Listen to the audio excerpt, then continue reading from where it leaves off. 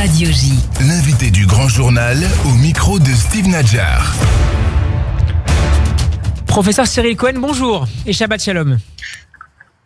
Presque Shabbat Shalom. Bonjour Steve. Merci d'avoir accepté notre invitation cet après-midi. C'est un plaisir de vous recevoir. Vous êtes directeur du laboratoire d'immunothérapie de l'université Bar-Ilan. Lors de notre dernier échange, professeur Cohen, il y a maintenant un peu plus d'un mois, vous nous disiez qu'il était encore trop tôt pour envisager en Israël la vaccination anti-Covid pour les jeunes enfants. Cette semaine, la décision a finalement été actée par les autorités israéliennes. Ils proposent donc de vacciner prochainement contre la Covid-19 les 5-11 ans. Alors, professeur Cohen, quels sont les nouveaux éléments dont dispose le ministère de la Santé et les autorités sanitaires de manière générale pour élargir encore le spectre de la vaccination? Oui, donc comme vous le savez, la FDA, il y a à peu près 2 semaines, a donné son accord justement et recommande la vaccination des 5-11 ans. Aux États-Unis, ça a déjà commencé avec plus d'1 million d'enfants qui ont déjà été vaccinés dans cette tranche d'âge de 5 à 11 ans. Et donc nous avons reçu de Pfizer et des États-Unis les données. Il y a aussi une étude qui a été récemment publiée dans un des journaux, le New England Journal of Medicine, qui décrit les essais cliniques qui ont été faits chez les enfants. La question s'est posée justement en Israël, va-t-on franchir le pas ? On a eu justement 2 débats. Un débat il y a une semaine public où on a expliqué, où les spécialistes, les experts ont pu expliquer au public plus ou moins les tenants de cette vaccination, et la réunion du comité d'experts il y a à peu près 3 jours où ce comité d'experts a recommandé ou a estimé qu'il y a plus de bénéfices à vacciner que de risques, comparé à ce qu'on pourrait avoir malheureusement lorsqu'un enfant est atteint de la Covid-19. Vous y étiez, professeur Cohen, personnellement favorable ? Personnellement, je pense que oui, il faut penser à une vaccination. La question, c'est de savoir comment. Je vous explique un peu mes réserves. Mes réserves sont telles que les essais cliniques de Pfizer ont été exécutés juste sur 3000 enfants. Donc, je dirais à court terme et même à moyen terme, nous avons une bonne idée des effets indésirables, mais il y a certains effets indésirables qui sont très rares. Ces effets, par exemple, comme je dirais les myocardites ou autres, sont à des fréquences dans d'autres tranches d'âge qui sont d'à peu près 1 sur 6000. Donc, quand on fait un essai sur 3000 enfants, on ne pourra pas déceler ces effets indésirables. Donc, je ne pense pas de manière générale que ce vaccin est dangereux, mais j'aurais personnellement aimé avoir une idée beaucoup plus, je dirais, complète des effets de ce vaccin. Quoi qu'il en soit, le profil que l'on voit est un profil assez sûr. C'est pour ça que moi, je veux dire, si je dois peser pour et contre, je suis plus positif en ce qui concerne ces vaccinations. Mais ce qui est très important, c'est de laisser le choix aux parents sans les forcer. Alors, on va y revenir justement. Mais 1 million d'enfants sont potentiellement éligibles à cette vaccination. Parlons un peu chiffres. Et on peut noter cette fois, professeur Cohen, que les Israéliens n'ont pas pris les devants, à l'inverse des précédentes campagnes de vaccination qu'inaugurait Israël à l'échelle internationale. Pour les enfants, finalement, on se montre beaucoup plus prudent en Israël? Oui, on se montre beaucoup plus prudent et c'est très important, je vous dire, pour plusieurs raisons. Et je rappelle un peu ce que je viens de dire. Petit 1, la maladie est très grave. Les complications graves sont très rares chez les enfants. Ça, c'est la première chose. Donc, on ne peut pas dire que la Covid-19 ne touche pas du tout les enfants. Nous l'avons vu malheureusement en Israël avec à peu près 200 enfants qui ont été hospitalisés en soins intensifs. Il y a à peu près 200 nouveaux cas par jour, c'est ça, chez les enfants? Et il y a 200 nouveaux cas par jour, mais en général, ces cas sont des cas faibles, des cas asymptomatiques ou des cas, je dirais, qui ne mettent pas en danger la vie des enfants. Mais souvent, nous l'avons vu en Israël, 1 sur 2000 cas donne un PIMS, c'est-à-dire un syndrome multi-inflammatoire qui nécessite une hospitalisation et quelquefois, c'est pas malheureusement une partie de plaisir. On a eu des enfants sous oxygénation artificielle en Israël et sous réanimation à cause justement de ce syndrome. Il y a aussi les Covid longs qui, représentent à peu près 2 à 5% des enfants. Donc, il y a, je dirais, une portée ou je dirais une influence de la Covid-19 qui n'est non négligeable lorsqu'on regarde les enfants. D'un autre côté, une fois de plus, ces événements sont rares.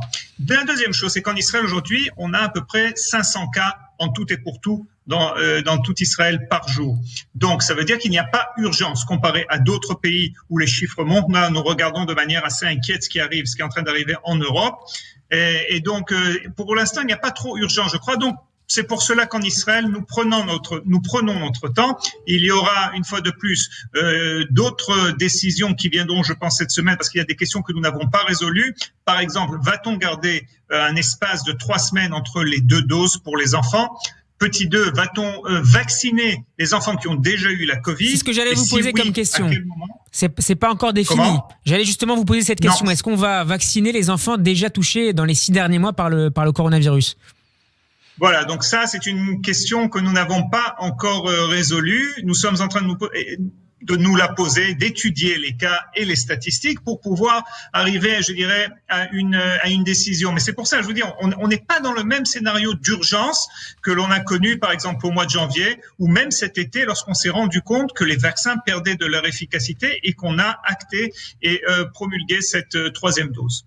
Le directeur général du ministère israélien de la Santé, le professeur Nachman Ash, a reconnu hier que cette campagne des plus jeunes s'annonçait très délicate en raison des inquiétudes, pour ne pas dire de l'hostilité de certains parents à faire vacciner leurs petits. Je relève, pour vous le soumettre, professeur Cohen, un de leurs arguments. Dans la plupart des cas, les enfants contaminés sont asymptomatiques ou souffrent d'une petite fièvre. Que leur répondez-vous, professeur Cohen ? Une fois de plus, je viens moi-même de le dire. La majorité des cas sont des cas qui sont bénins, des cas asymptomatiques, etc. Donc, je comprends totalement les parents et je crois qu'il faut prendre en compte qu'il y a, une fois de plus, c'est un peu quelquefois comme une roulette russe. On ne sait pas ce qui va arriver. Lorsqu'on regarde, et je le répète, même si on pense que la Covid-19 est une maladie qui est très rare, lorsqu'on compare justement ce que l'on sait aujourd'hui, c'est-à-dire au niveau des effets indésirables de la Covid-19 comparé à ceux du vaccin, la question qui a été posée aux experts, la question qui a été posée à la FDA a été: est-ce que vous estimez qu'il y a plus de bénéfices à vacciner un enfant que de ne pas le vacciner? Et donc, la réponse a été oui. Et je crois que c'est comme ça qu'il faut voir les choses. Je crois que chaque parent doit avoir le maximum d'informations pour pouvoir prendre une décision. Il faut prendre aussi en compte une autre chose. C'est vrai qu'un parent peut être réticent psychologiquement et dire: je vais amener mon enfant, je vais le vacciner. Et à ce moment-là, j'ai fait peut-être quelque chose qui met en danger mon enfant. Mais ne pas le vacciner aussi a une part, je veux dire, le parent a une part de responsabilité lorsqu'il attrape la Covid, lorsque l'enfant attrape la Covid. Et ça aussi, ça pourrait, une fois de plus, le mettre en danger. Donc, ce n'est pas facile et on comprend totalement, moi-même je suis père et je comprends totalement ces hésitations. Nachman Ash a également précisé hier qu'il n'y aurait pas de sanctions contre les parents récalcitrants. On ne mettra pas, par exemple, un terme à la gratuité des tests de dépistage pour ces enfants non vaccinés. La stratégie du gouvernement, finalement, professeur Cohen, c'est d'abord miser sur la pédagogie, l'incitation plutôt que l'imposition. Oui, c'est exact et je soutiens ça totalement. Je crois qu'il ne faut pas du tout, je vais peut-être employer le mot forcer, mais conduire les parents à cause de certaines mesures qui quelquefois sont politiques, comme le pass sanitaire, conduire les parents ou les obliger à vacciner leur enfant. Je crois que là, il faut temporiser.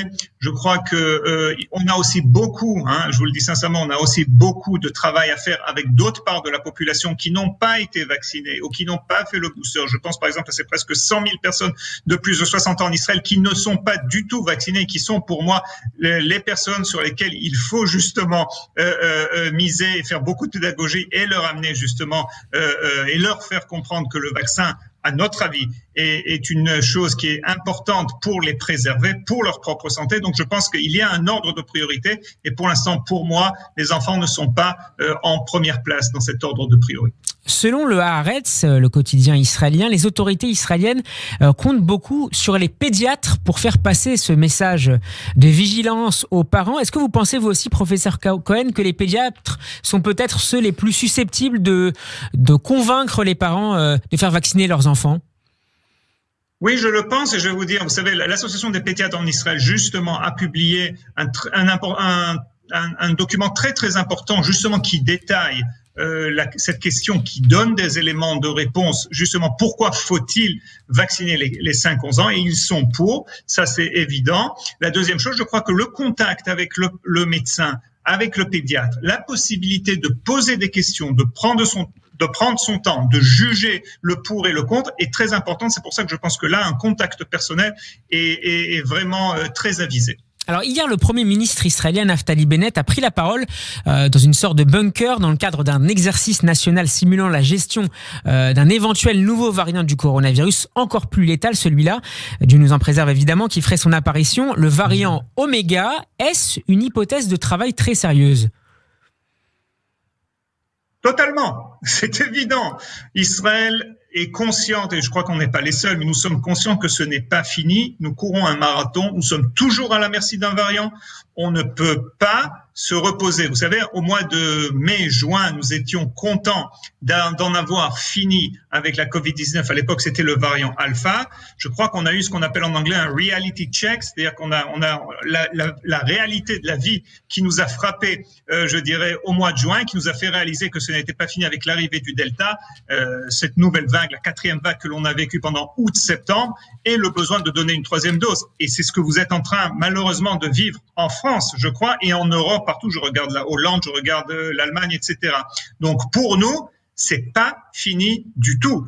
Et même si aujourd'hui il y a une accalmie, c'est le moment justement où il faut se préparer à une prochaine vague, à un variant hypothétique oméga qui pourrait contourner, je dirais, les vaccins, ou qui pourrait toucher plus les enfants, par exemple. Une autre motivation de les vacciner à un moment ou à un autre, parce que on ne sait pas quel variant prochain on aura. Et donc, c'est un scénario qui est sur la table et auquel on pense tout le temps, croyez-moi. Et l'un des objectifs de cette simulation, professeur Cohen, c'est de tester la coordination des différents services de l'État pouvant jouer un rôle dans la gestion d'une telle nouvelle épidémie. L'écosystème sanitaire israélien, où l'usage d'ailleurs des nouvelles technologies est de plus en plus répandu, c'est l'une des clés de la réussite israélienne face à ce type de danger? Oui, sans aucun doute. Vous savez, Israël a appris beaucoup pendant ces 2 ans de pandémie, pratiquement.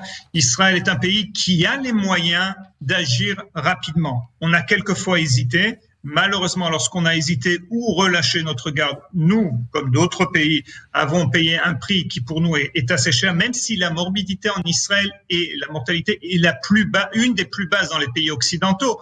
Nous savons que nous ne pouvons pas relâcher notre garde. Et c'est pour cela aussi que nous mettons, je dirais, sans rentrer dans trop de détails, nous mettons aussi, nous faisons collaborer, je dirais, certaines entités qui se basent sur ce qu'on appelle l'intelligence artificielle, etc., justement pour prévoir, pour se baser sur ce que l'on a appris et projeter les différents scénarios auxquels on pourrait avoir affaire. Merci beaucoup, professeur Cyril Cohen, de nous avoir une nouvelle fois éclairé dans ce grand journal. Je rappelle que vous êtes le directeur du laboratoire d'immunothérapie de l'université Bar-Ilan. On peut vous réécouter et vous revoir sur la vidéo postée sur notre page YouTube. Belle fin d'après-midi à vous. Shabbat Shalom surtout et à très bientôt sur Radio J. Shabbat Shalom et je vais à la synagogue. Merci, au revoir.